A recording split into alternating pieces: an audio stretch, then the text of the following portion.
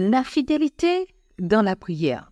Quel titre? Pourquoi utiliser le mot fidélité et ne pas utiliser d'autres termes qui sont cités dans la Bible comme persévérer dans la prière, comme réjouissez-vous dans la prière, priez en tout temps. Pourquoi utiliser le terme fidélité?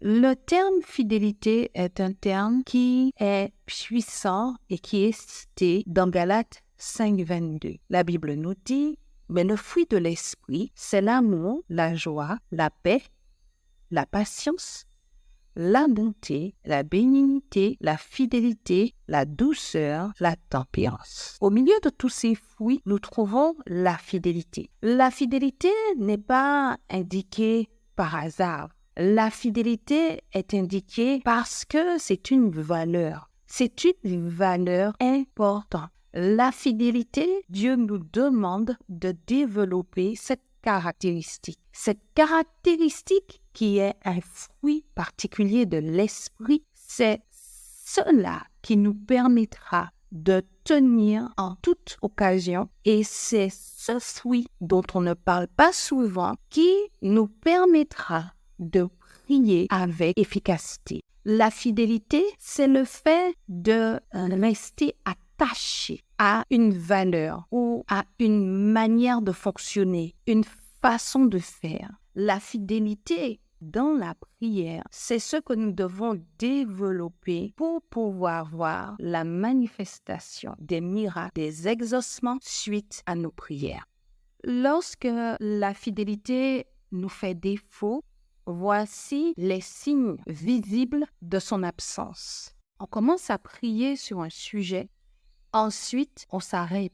On commence à prier sur une thématique, on se fixe des jours ou des fois même, il y a certains qui ne se fixent aucun jour et ils ne prient qu'une fois sur un sujet et s'attendent à être exaucés. Je vois déjà les questions de certains d'entre vous. Oui, mais la Bible dit de ne pas employer de 20 mots. Lorsque la Bible parle de 20 mots, elle sait ce qu'elle dit. Employer des mots 20, ça signifie employer des paroles, employer des expressions qui n'ont pas de valeur. 20 mots ne signifie pas qu'il ne faut pas prier avec persévérance et en étant fidèle. Quand une personne n'est pas fidèle dans ses prières, le premier signe visible sera un manque de maturité. Deuxièmement, un manque de sensibilité aux choses spirituelles. Troisièmement, une insuffisance de la manifestation de la gloire de Dieu dans la vie de cette personne. Parce que vous devez comprendre que lorsque vous êtes fidèle, c'est comme bâtir un mur. Vous commencez en mettant une brique, vous mettez une deuxième à côté et ainsi de suite. Ensuite, vous faites la deuxième rangée de briques, la troisième rangée de briques, ainsi de suite et ainsi vous arrivez à bâtir un mur. La fidélité dans la prière va amener la présence divine dans ta vie. Lorsque tu es fidèle dans ta prière, lorsque tu es fidèle et que cette fidélité est sans faille, tu te rendras que le monde spirituel autour de toi deviendra réel. Mais lorsque tu n'es pas fidèle et que tu pries un jour, le lendemain tu ne pries pas, le surlendemain tu ne pries pas, et puis après tu reviens, tu pries, tu ne bâtis pas une relation solide avec Dieu. C'est cela qui nous cause des difficultés. Lorsque tu n'es pas fidèle dans tes prières, tu n'as pas de véritable relation avec Dieu. Une personne qui prie régulièrement, une personne qui est fidèle à une organisation qu'elle a mise en place, assurément, elle sentira la main de Dieu et elle verra la manifestation de Dieu. En réalité, ce qu'il faut comprendre, c'est que pour que Dieu devienne fort dans ta vie, pour que Dieu devienne puissant dans ta vie, tu dois avoir des moments réguliers, des moments que tu as marqués comme étant des temps immuables, des temps où tu te présenteras toujours devant Dieu en étant fidèle. cette fidélité que tu auras dans ta prière, cette fidélité que tu auras envers Dieu fera que Dieu te prendra au sérieux, que Dieu va commencer à te manifester de l'intérêt parce qu'il voit en toi une personne qui est fidèle. La Bible nous parle d'une personne qui est fidèle, c'est Daniel. Il y a beaucoup de choses qui sont racontées dans l'histoire de Daniel. Daniel dans la fosse aux lions, Daniel, les amis de Daniel dans la fournaise. Il y a vraiment de très belles histoires dans le livre de Daniel. Mais il y en a une qui mérite le détour lorsque l'on parle de fidélité dans la prière. Le livre de Daniel est l'un des rares livres qui nous montre la fidélité d'un homme dans la prière du jour. Parce que quand on lit les histoires de Jésus, nous voyons que Jésus priait beaucoup la nuit. Mais Daniel était prophète du Dieu très haut et il était spécialisé dans la prière de jour. Et que nous dit la Bible? La Bible nous dit que Daniel priait 3 fois par jour. Alors, la Bible ne nous dit pas à quelle heure il priait, mais 3 fois par jour, on peut aisément imaginer qu'il s'agissait du matin, du midi et du soir, ou du moins avant que le soir ne s'installe. Donc, voilà un homme qui avait pris l'habitude de prier 3 fois par jour. Il était fidèle dans sa prière. Tellement fidèle que lorsque le roi a pris un édit pour dire comment son royaume devait fonctionner et que son royaume ne devait pas se retrouver autrement que devant le Dieu qu'il avait érigé, Daniel est resté fidèle à une organisation qu'il avait mis en place avec son Dieu. Donc, les circonstances, les difficultés, les attaques et les plans du roi n'ont eu aucun effet sur lui. Pourquoi? Parce que Daniel avait résolu dans son fonctionnement qu'il serait fidèle dans la prière, en priant le matin, en priant le midi et en priant avant que le soir soit tombé, puisqu'il est dit qu'il priait 3 fois par jour. Donc, nous allons dire que Daniel était cet homme qui priait le jour et qui avait ainsi une alliance de fidélité avec Dieu dans la prière de jour. Regardez comment un homme qui a établi une alliance de fidélité avec Dieu dans sa prière le jour, regardez comment Dieu lui a révélé des secrets. Et c'est ce que nous devons voir, comprendre et retenir.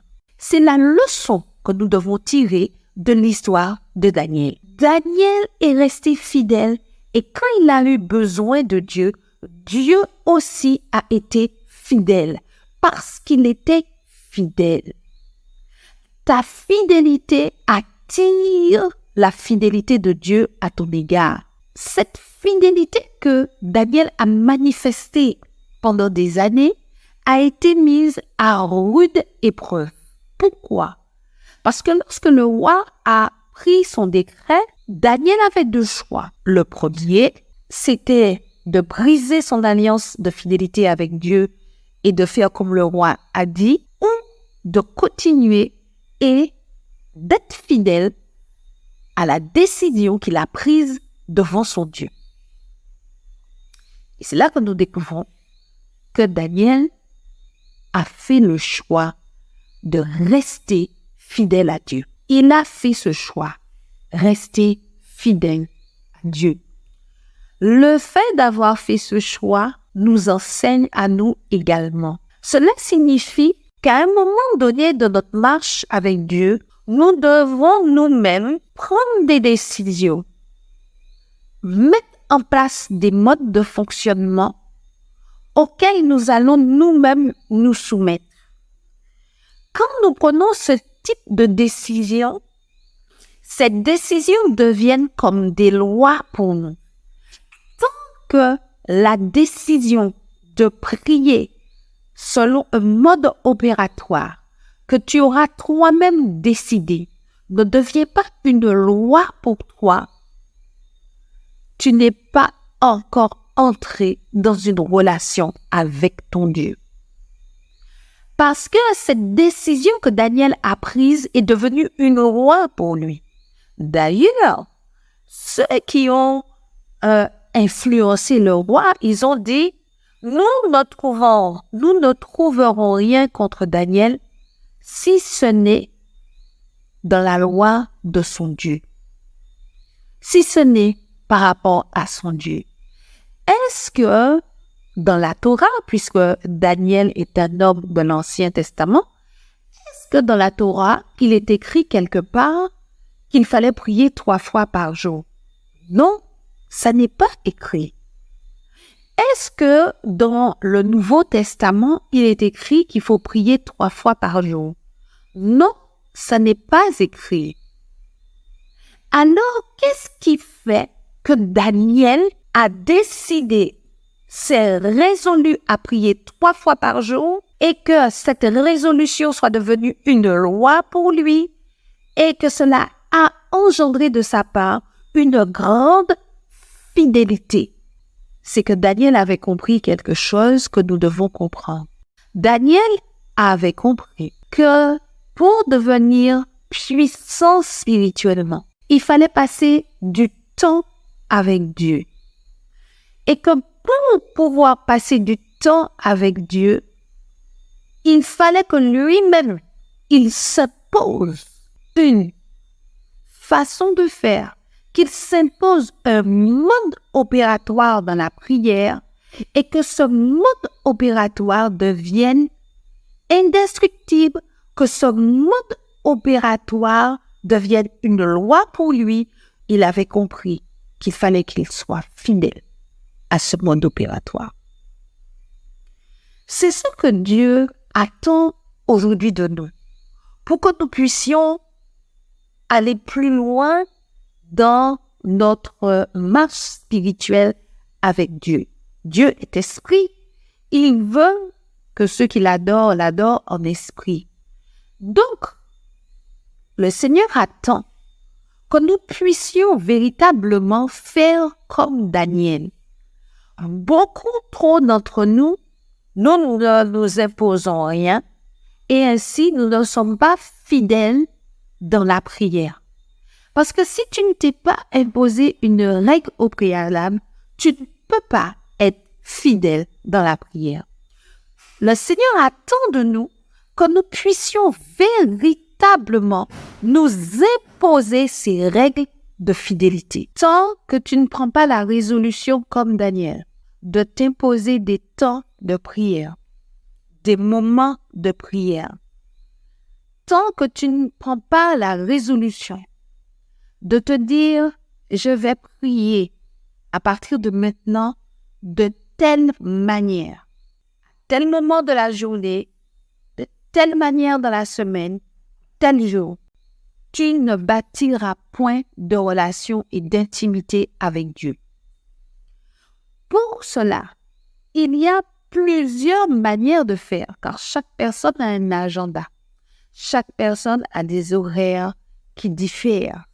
Mais ce que Dieu va regarder, ce n'est pas ton agenda. Ce qu'il va regarder, c'est ta fidélité. Si tu décides, à cause de diverses activités, que tu vas consacrer tant de temps, tel jour, à tel moment et à telle heure pour ton Dieu et que tu es fidèle, tu verras la manifestation de la présence divine, tu verras la manifestation de l'exaucement parce qu'il y a des sujets, il faut revenir dessus.